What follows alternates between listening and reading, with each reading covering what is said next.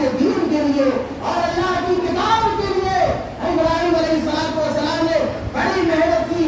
ایک دن ابراہیم علیہ السلام نے ان بتوں کو توڑ دیا جن بتوں کی ان کے والد عبادت کرتے تھے اور ان کے گاؤں اور علاقے کے لوگ عبادت کیا کرتے تھے.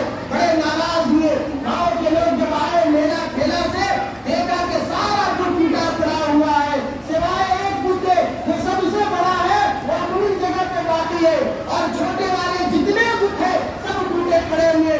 بڑے لوگ ناراض ہوئے. یہ کام کس نے کیا؟ ہمارے بتوں کو کس نے توڑا ہے؟